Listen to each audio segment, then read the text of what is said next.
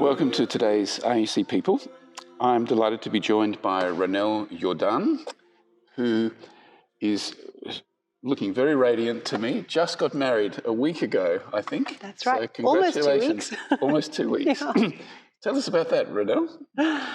Sure. What is there to tell? It all happened so quickly. Well, that's also a lie. We've been together for 9 years. So it happened extraordinarily slowly and then suddenly.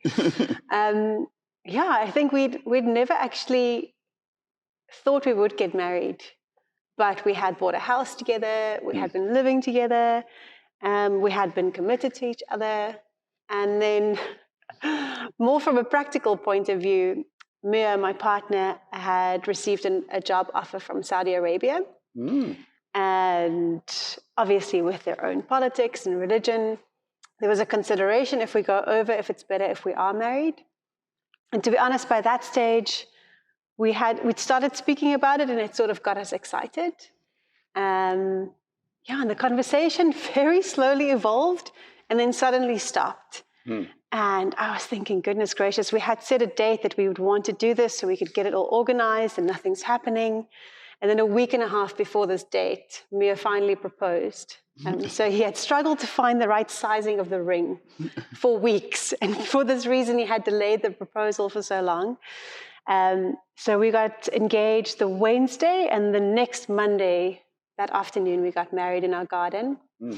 So I guess it was initiated by this sort of practicality. We had always said if we found that not being married stands in our way in any way, we would then tie the knot. And it just made a lot of sense, having been together for so long, being super committed to each other, and then wanting to take some additional steps forward. It made sense to do it as a married couple. Well, congratulations. Thank you very much. I should say that Ronelle is one of our very newest members here at RUC. I think we're just inducted as a member a month ago, something like that. So seems about a month ago, yes. Yeah, sure. Lots happening in the last month. Indeed, indeed. So Ronelle, tell us a little bit about what you do with yourself professionally. What's your job? And it's always such a difficult question for me to answer. So I got into similar space that you're in the nonprofit space, probably 10 years ago, and started off in the fundraising space. And that also was a complete coincidence. I had been doing marketing before that, fell into the fundraising space, really enjoyed it. Suddenly it opened up the fact that could be a career, that nonprofit development can be a career. And that progressed. And then in 2018, we went sailing. So we were going to leave the shores of South Africa for, we had anticipated for years. So we had left. I'd quit my jobs, sort of kept one of the organization where I could. I kept them on as a small project, and they were very kind to allow me to do that. But then after a few months, we'd come back. And I thought, goodness gracious, I'm going to have to find something to do that I can do here and then can go sailing with and do from abroad. So I started consulting. And so currently I consult for mostly 3 organizations are my big clients, and then there's some additional ones that come and go with small projects.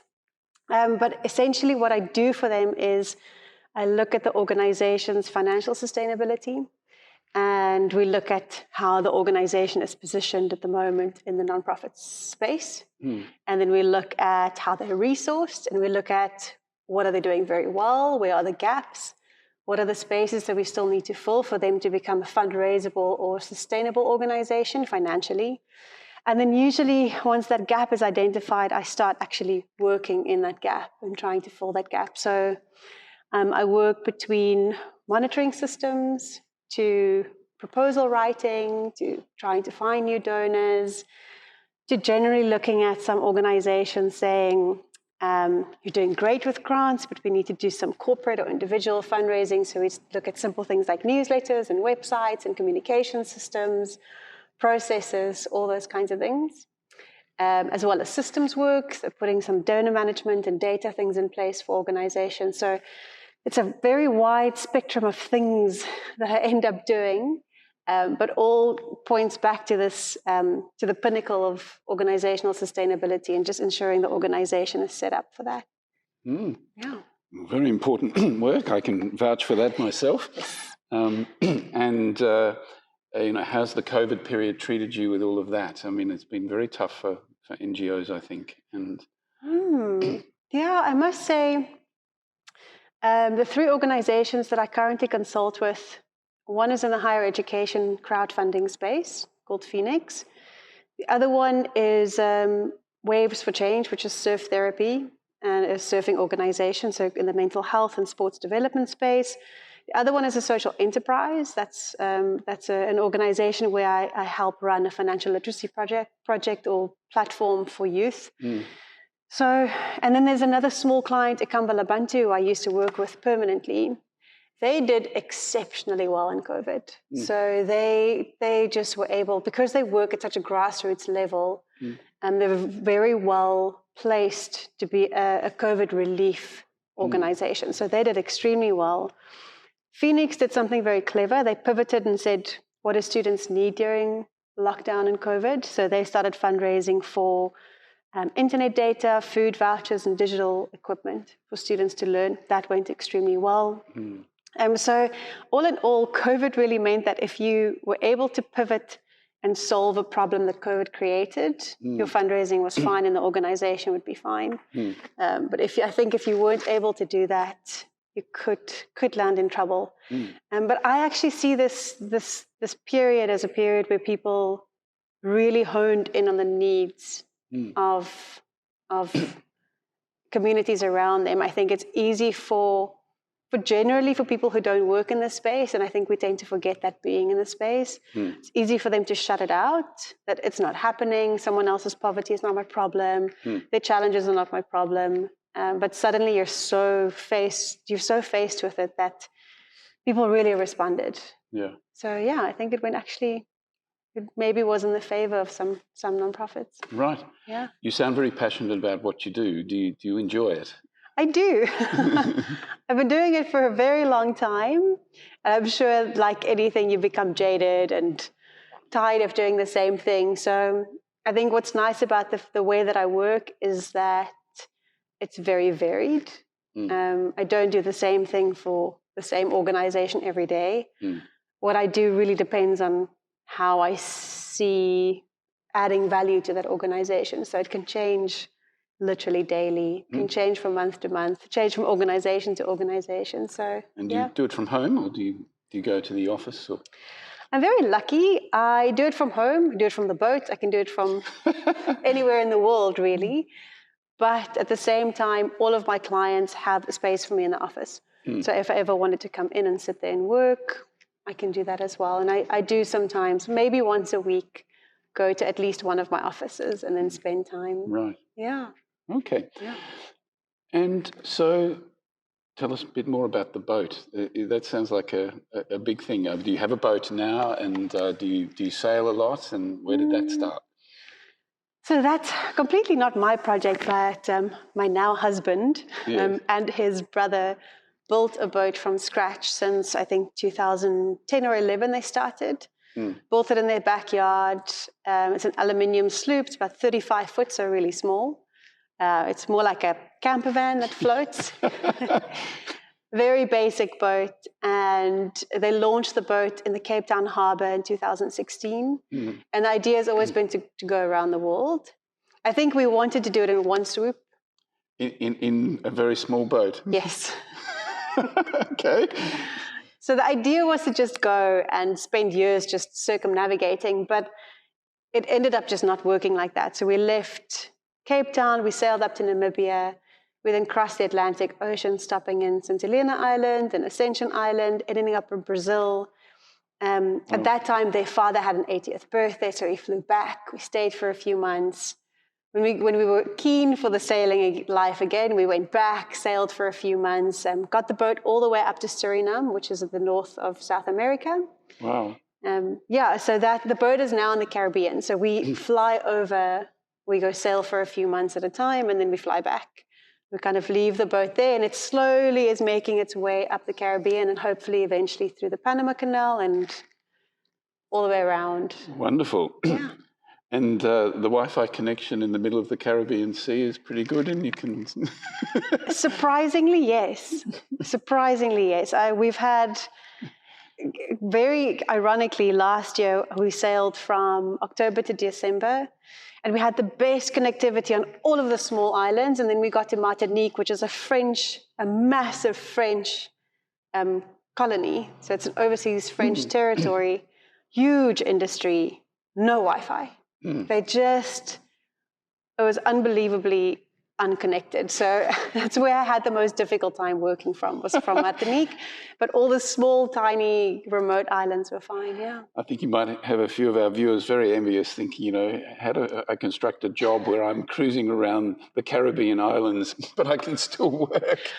I must say the glamour fades when you have to get up at, so at 4 o'clock in the morning over there is 10 o'clock in the morning here. All right. So I would get up at 3. It feels like a night shift when you're crossing the ocean. You get up at 3 o'clock on the boat, half awake, you make a cup of coffee, and then you sit outside in the cockpit. It's hard. It's not like there's a desk space. Have to be outside so I could get good signal. It's pitch dark. The bliss of it comes when the sun rises and I have an online meeting and I can show everyone my background. Wonderful. Yeah. So take us back a few years, Ronelle, and where did you grow up? And tell us a bit about your family of origin, you know, your siblings, and you know where you went to school. Sure. A few years back, you say. Thank you, Russell. Many, many moons ago, I grew up in Bloemfontein. And I'm an Afrikaans, from an Afrikaans family. So actually, both my mother and my father are from Vrede, which is a teeny tiny town in the East Free State. Very, very famous at the moment for bad reasons, with the fraud case against the ex-premier and others. All of those, because of the dairy farm scandal, yes. Yeah, so that's I guess it's the only thing that's put Vrede on the map. That and this interview. So my parents are from there, but they obviously moved to Bloemfontein, and my mom and dad had 3 daughters. So they split when I was quite young, but then the 3 daughters and my mom lived together. So where are you in the pecking order? Youngest. Youngest of the 3. But luckily with my dad's second wife, they had another one. So there was a new youngest. She only came when I was 10. So 4 another girls daughter. in the family. 4 girls, and also the second wife had a daughter already. So 5 girls technically. No recipe for boys there. No, obviously lots of attempts, but no success. So no boys in the family. Anyway, so we grew up kind of in the city with my mom, and my dad moved out to the farm. So he was an advocate, but enjoyed farming more. My mom worked at the local university. We grew up there. We grew up in a small neighborhood, very simple. I think Bloemfontein back then was still a really lovely city to live in. It was still very vibrant, and it had really its own culture and its own, its own sort of lifestyle, which now it has still probably, but very different to how I remember it. What else can I tell you? You went to school in Bloem. I did. Primary and secondary? Willem Postma and Centraal. I see. And then graduated eventually to the University of the Free State. Right. Yeah, so I think I never knew what I wanted to study. I kind of still don't. I still am dabbling in some studies at the moment. But back then I did a BCom in marketing. And so just looked for something general to do. That's sort of what I landed on. And when I graduated, I realized that without experience, you don't get much of a job in Bloemfontein, especially because it was Bloemfontein. Very few jobs, very little pay. Yeah. So I did what most young people at that time did, and that is get a work holiday visa to go to the UK. And went and spent 2.5 years in London. Yeah. Gained some really good experience there. What did you do in London?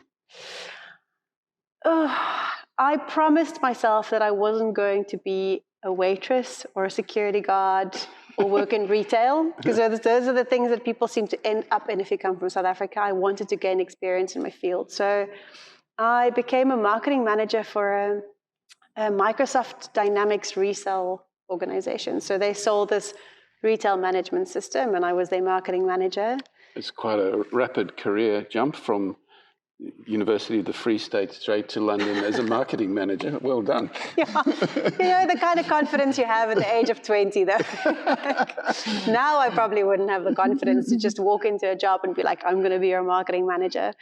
So that ended extremely abruptly. I had gotten a work permit from them, so I extended my 2 years to 2.5 years. And after that 6 months of having the work permit, one day my sales director walked into the office and said, you can stop working. It was a Wednesday. By Friday, we're closing doors. We've liquidated the company. Yeah.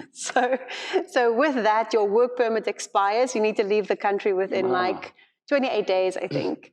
So it was a very sudden and abrupt end to the London experience, but I think it was very good. I think it was time to come back to South Africa anyway.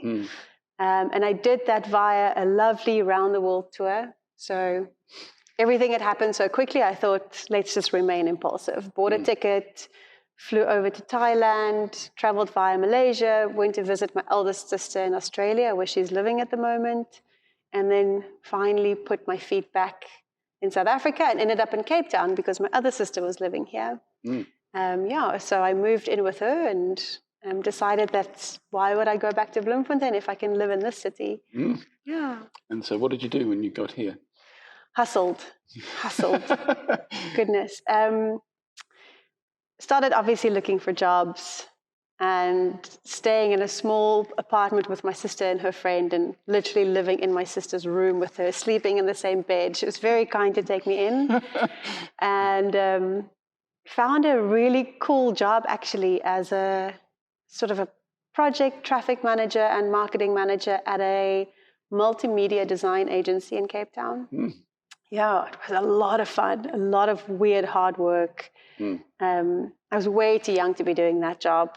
Never mind the marketing manager role. This was next level. So that's what I did also, but not for long, 6 months or so. And I wonder what happened after that. I was one of those people, no, I am one of those people. I don't find a new job and then quit this one and move over. I quit and then I quit. And jump into the unknown and trust the universe to find you the next thing. Yeah, I guess I had that millennial mindset that I need a break. Yes. So I think I quit there and then we moved to Muizenberg, that's right. And I think after my travels in Thailand and just seeing a little bit more of the developing world, I wanted to start doing something meaningful. Also, having worked in marketing, I was like, I'm not achieving anything good for the world. Yeah, I'm just convincing people to buy things that they might or might not need. Didn't enjoy that philosophically. So I wanted to do something meaningful. And I thought you could do that in government. Surprise! So I had applied at the Department of Environmental Affairs and Development Planning, waited months and months to hear whether I got the job. And in the meantime, had worked as a manager at Cape Tecuba in Kalk Bay. So I was there for a few months and then with lots of prayer and manifestation, got the job at the department. And spent just under 3 years, I think, there. Maybe a third of the way through, started to realize that if change was going to happen, it's going to happen so slowly. It was very little accountability at that stage with the provincial departments. Sorry if I'm outing anyone.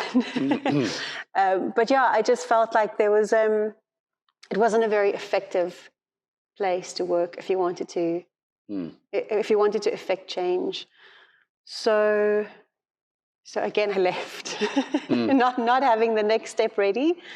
I left and decided that I would want to go overseas to volunteer, which was the next adventure. Should I tell you about it? Please do. Where did you go? I ended up in the Philippines. And that was probably one of my most favorite and most meaningful experiences of my life. Really incredible. Actually, if I can, I'm going back there this year. Manila or one of the islands? No, in the Visayas. So Cebu. So Manila is obviously the capital in the north. There's sort of a northern part, a middle part, and a southern part. The middle part, the capital city is Cebu. And just to the east of Cebu, there's a tiny cluster of islands called the Camotes. And I ended up there through a volunteering project. But this organization who were calling for volunteers had not registered themselves yet. So I'd be the first international volunteer, and arrived and spent about a week with the founder, just thinking about projects we might implement, what my role might be. And then I'm going to tell a very summary version of this. He had to go and look after a business of his in Manila, and he never came back. So I was left living with a very, very poor, very basic Filipino family. Basic in terms of resources, not in any other way. Really amazing humans. Incredible. They became like family. They had been promised by this founder that he would put a computer classroom in place at the school where the mom of the house was working as a teacher. So he'd brought over all these old computers from the States and had been set up in this, or actually had been stored in a classroom that was intended for this computer classroom. And I then had a choice to make. Am I going to stay and try and do something, or am I just going to leave and go have a holiday and go home? And I guess with the computers having already been there and the promises being made and the school and the family sort of expecting things to move forward, I just did my best, went and started fiddling with the computers, see which ones would switch on, which parts were missing, sort of going, this one has this and this one doesn't have this, let's try and move this over and see if that works, and eventually convinced the mayor to give me a technician. So we got about 6 or 7 computers working, downloaded a basic computer literacy course off the internet, and doing classes with the 12 teachers. So we'd have 6 in the afternoon and then 6 at sort of lunchtime, 6 in the afternoon, 3 days a week. And eventually had trained them to use the computers, prettified the class, made it very nice, and eventually had this really cool graduation ceremony. I was there for a total of just under 6 months. And I visited again in 2016, and the computers were still standing, and they were still using the printer, and they were doing the reports on computers. Whereas when I started with them, they were very scared to switch on the computer because of the electricity. They just didn't want to use the mouse, didn't want to switch it on, didn't want to touch anything. But they became quite comfortable using it, which is great. And it's always nice to see with projects like that it's still standing. Oh, wonderful. Yeah. So the overseas experience, and then eventually came back, and is that when you got into the NGO space with the organizational sustainability, etc., which you talked about before? That's right. So you've had a very varied and exciting work life, doing all kinds of things in all kinds of places. Yeah. So tell us a bit about your faith journey, I guess, or ultimately how you ended up here at RUC. But did you grow up as a Christian? Big Afrikaner family? Were you Dutch Reformed, or were you something similar?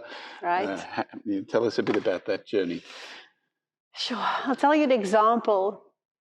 We obviously were living with my mom, and we were walking distance from the church around the corner. This is the church we attended as a family.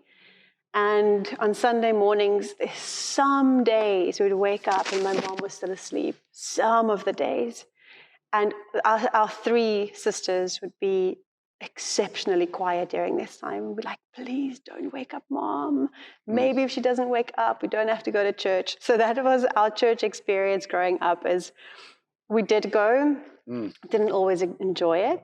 I think later on, when I became a little bit older and it wasn't so exceptionally boring for me, I started understanding it a little bit better. And you also started sort of making friends with people your age who went to Sunday school and did youth groups, went on camps, really enjoyed it.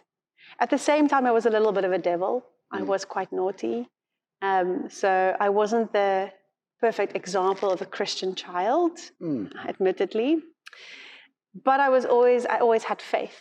So I was accepted into that church. When was that? When you were about 17? You go through that.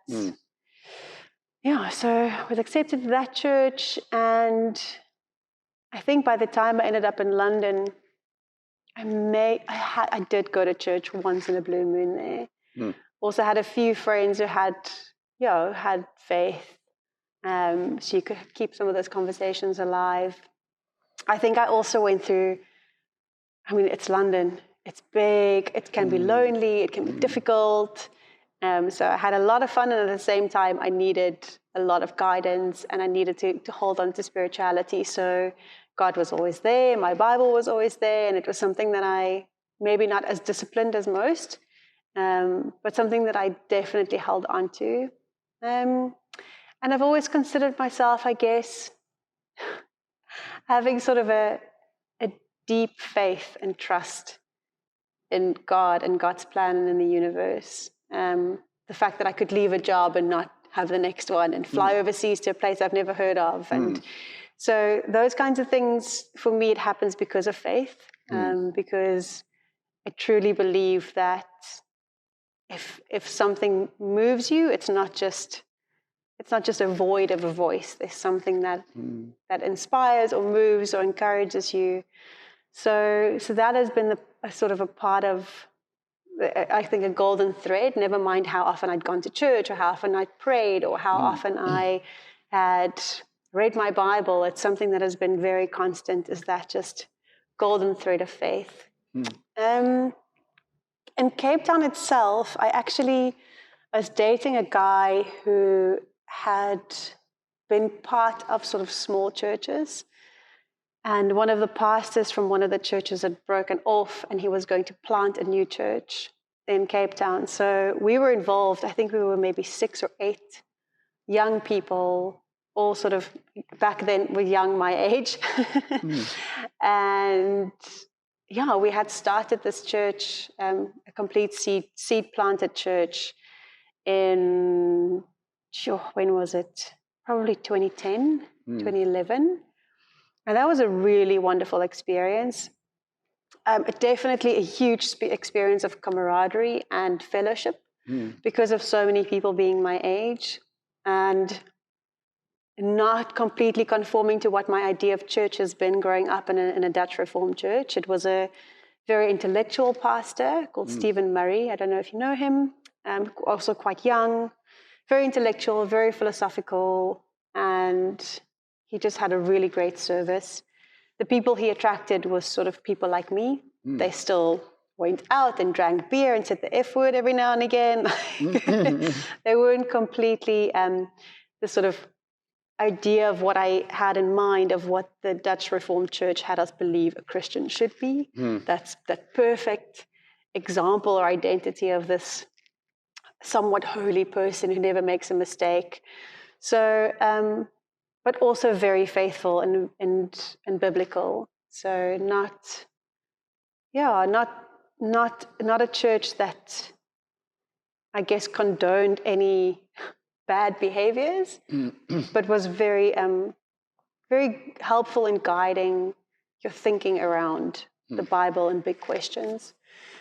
So yeah, I really enjoyed that. I had been part of that church, saw it grow, and it has grown a lot. It is now actually, it's combined with Union Chapel or something. They have a new name now. But the church grew beautifully, lots of friends. But by the time we had gone sailing, I lost touch mostly with the church because it was so many months of being away, a little bit of coming back and then kind of being here and then being away again. So with that sort of, that non-committal touch base, that relationship kind of faded. And somewhere in this whole story, in between sailing, Mia and I moved to London as well. So he had, my husband, Mia, you can call him that now, he had started studying a master's degree at King's College in London. So we'd got over there anticipating going for a year, but then halfway through COVID happened and we had to come back. And we ended up buying a house in Muizenberg. So we moved so far away from the city that at this stage I thought going back to this original church was just, it was quite far out of my actual immediate community. And that's kind of what you want. You want your community closer.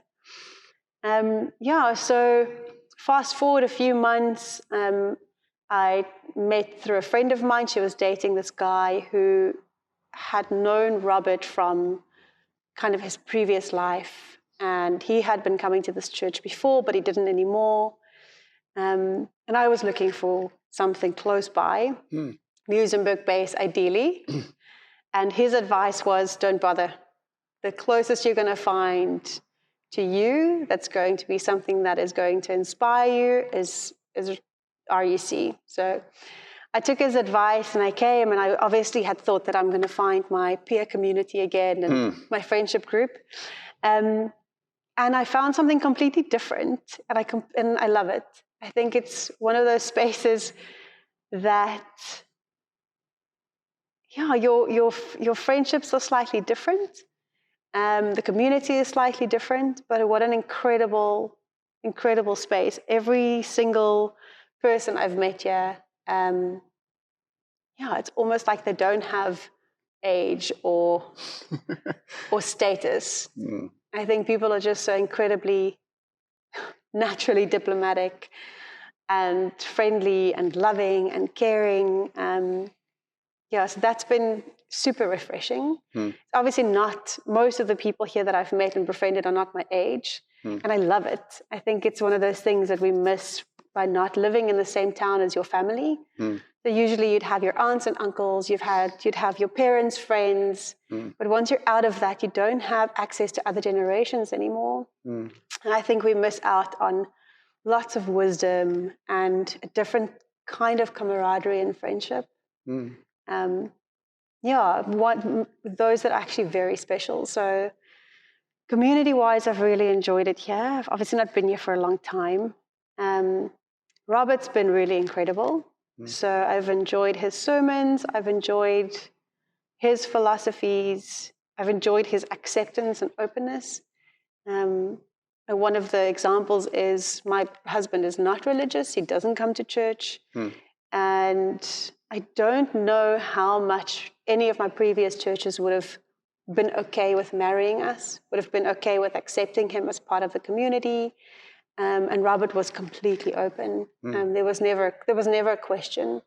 He was so incredibly accepting of us having lived together for 9 years in absolute sin.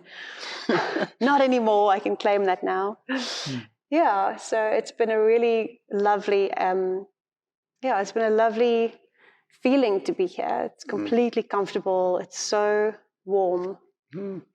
Wonderful. So, Ronelle, what does fun look like for you when you're not, helping NGOs sort themselves out and sailing around the world with your husband? What does fun look like?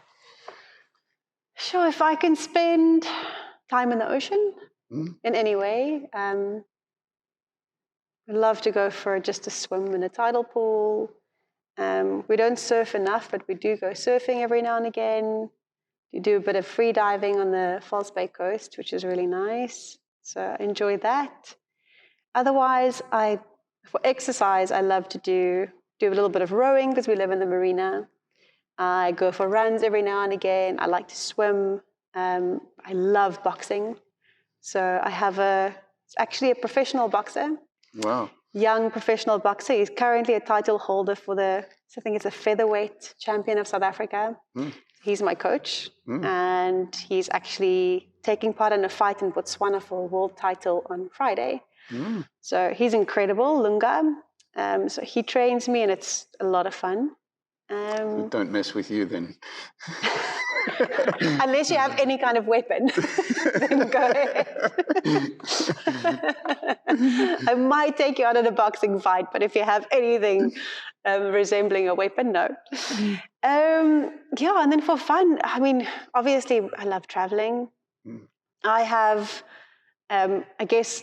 even back then in the Philippines, I became fascinated with cacao and the chocolate growing and chocolate producing industry. So I am not a huge fan of studying in academics. I am not an academic. I'm not a massive intellectual, but I am studying at the moment. What are you studying? The course is called Chocolate Culture and the Politics of Food. Wonderful. Yeah. Sounds fascinating. Yeah. Great. And what's on the horizon for you? You know, just married. You know, next 5 years, do you have any sense of, you know, we moving back overseas again, sailing around the world again, new job, children, yes. any of all of that? Yes to all of that. Yes to children. Hopefully we'll have news soon, who knows. We are moving overseas soon, coincidentally. So I think I mentioned earlier that Mir had been offered a job in Saudi Arabia. So he'll be working for BAE Systems, which is a British company. What does he do? He's a doctor. And in this case, he's specialized, I always say this in the wrong way, he's an aerospace medical specialist. So essentially he works with the pilots. It's the Saudi military. And they work, the British, I can't remember exactly how it works, but the British company trains and equips them with that part of their military, of the Air Force. So he doesn't train them to fly, he trains them in how to be physiologically safe and ready for those kinds of flights. So that is what he'll be doing, and I'll follow him there to Saudi soon, in a few months. Life as a woman in Saudi could be interesting. Very, very. Hence, very happy I have a ring on my finger. I think that helps a lot. I have no idea what to expect. I think you can do anything in this world for a year or two. Anything's possible. Anything done for a year or two is an adventure. I see. If you were asking me to move there permanently, I'd have a completely different opinion. Right, but willing to go and give it a try. And will you still do what you're doing now online or something? Yes, so I can do my work from anywhere in the world, so I'll continue to do that. And if anything interesting pops up, I'll pivot. But the big dream for me, personally, on my futures front, is to find a way to get into the cacao industry. So going back to the Philippines and seeing what the growing capacity is on the small islands where I worked in 2012. Only because I know the community well, and I think it's a wonderful opportunity for them to have economic development that honors their local biodiversity and not economic development that honors a Western way of tourism in the islands. It can be very controversial, very exploitative. So that is my ultimate dream, is to go and set up something that of a somewhat of a processing facility on the island that can deal with just basic fermentation and drying, and then hopefully modular steps, building onto the process and eventually producing a product that is economically viable. So I've changed my mindset about the Saudi thing, is to use Saudi as a base to travel from, because I think it's much easier to get to the Southeast Asia from there. So I'll be using Saudi as a base, hopefully to go over back and forth and see if I can do that kind of setup in the Philippines. Wonderful. Yeah. Okay. Well, thank you, Ronelle. It's been fascinating to get to know you a bit better. Great to have you as part of our community. Sounds like we might lose you soon, though, but hopefully we'll stay in touch somehow. Yeah, I'll be back and forth, so you'll see me often. Cool. Yeah. Thank you, Russell. Thank you. Okay.